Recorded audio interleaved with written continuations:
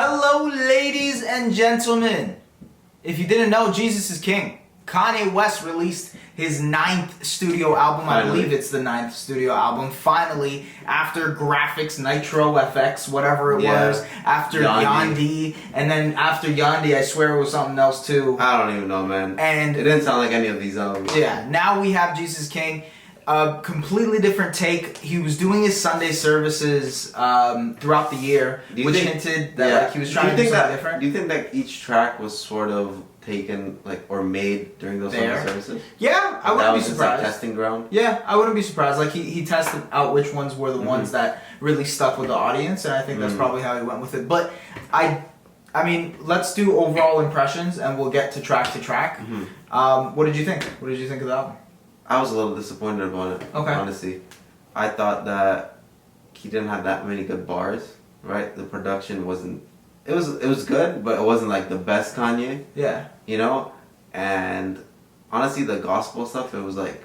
to me, it was like a poor coloring book, you know? But do you like church samples and soul and gospel samples? I like soul, right? But when it's like done my way or something, I don't know. I just like coloring book, but I felt like this was a cheap coloring book. Okay, that's interesting because I didn't see coloring book at all.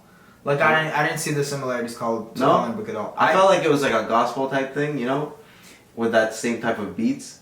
I felt like it was similar. So what really struck me when I first opened the album was that none of the songs were explicit.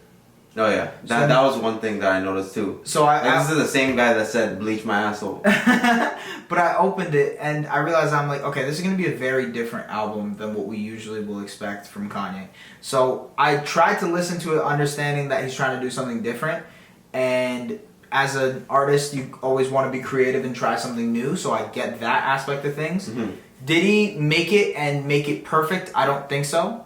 But I think that like, I like the songs, I just didn't love them. Like, I'm not going to go back and be like, man, these are classics, this is a classic. Yeah, I feel like one song would be the one that I would, like, listen to over and over again later on, but I've never really listened to this whole album's other songs. You know what really, like they were good, but they weren't, like, great. The best way to explain this is, like, I don't like the album, right, because of the expectations Kanye has set for himself. Like, because of his past albums, Graduation, Late Registration, My Beautiful Dark Twisted Fantasy, even Life of Pablo, right? Like, the expectations he set for himself is what leads us to get disappointed.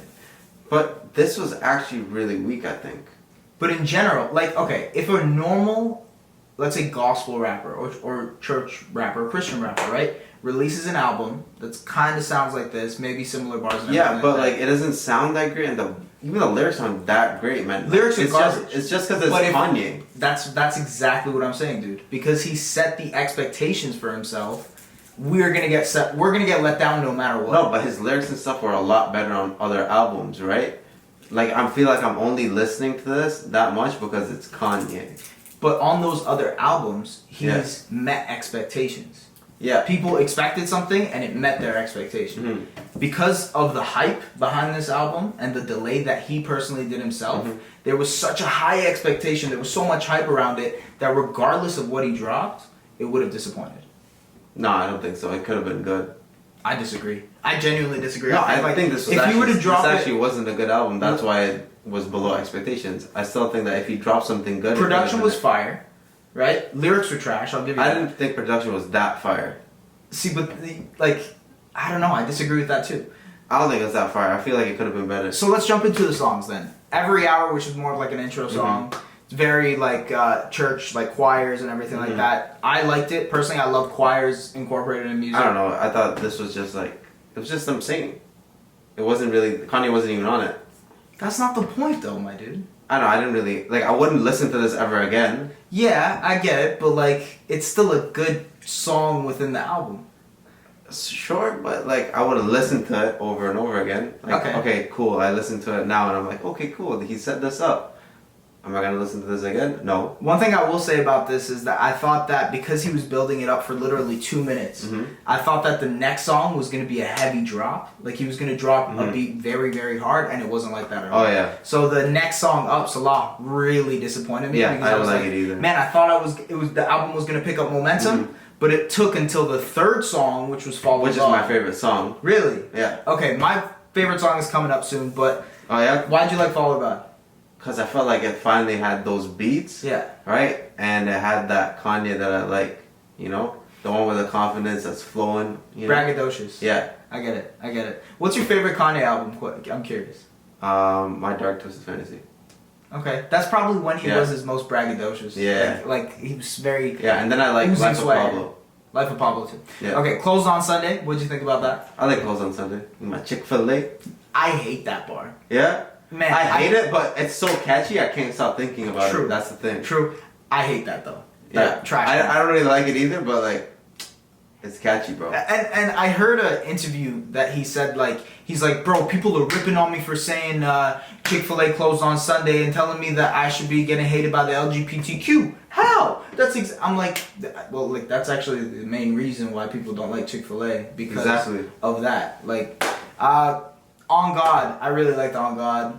I really liked Pierre on the beats production on this one.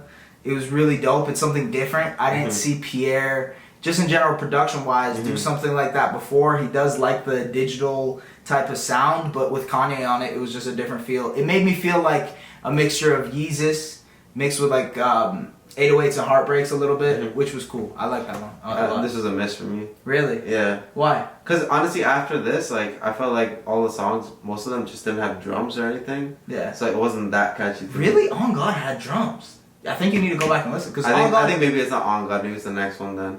Everything We Need is my favorite song on the album.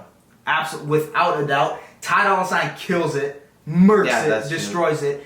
The catchiest part of this entire album is the whoo that happens in the song. I don't know, I don't even remember it right now, but it's like, yeah, I know. That is dope. I love that. It's not my favorite, but like I think it's an okay track. That is my favorite song. Like, if there's one song in this album I'm gonna go back to, it's that song.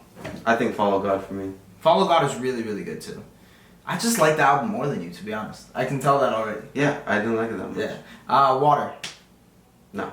Yeah, it was also a miss for me. Because of how good Everything We Need is, I was like, alright, maybe it's picking up steam. No, it didn't. God is was alright. It was alright. I think it was cool. My favorite song has to be Hands On, which I believe is the one. Actually, no, Hands On isn't the one with clips. It's Use This Gospel, right? So, yeah, Use This Gospel. We have our friend Nate here as well, Rakeem, coming out, checking out. He's our Jamie from Joe Rogan. You know? Yeah, he's Jamie for the Rogan Fat Check. Is Use the Gospel the one with the clips? Yeah, it's a good one. That's my favorite one. Yeah. Okay, all right. Yeah. What'd you think about the album?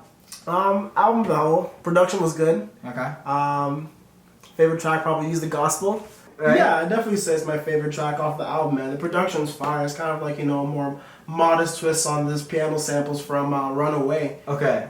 How about Jesus is Lord, the final track of the album? It was kind of a little bit disappointing, just the way to end off the album. It's kind of like, kind of like flatlined out if you ask me, but... If you had to give a rating, a final rating for the album, Jesus is King, I know you've listened to it a lot, so what do you think? I'll first listen, I have to give it a solid 7. After 5 more, 7.5. Okay. Ranking it in terms of the Kanye albums in general. Yeah. Where are you putting this album?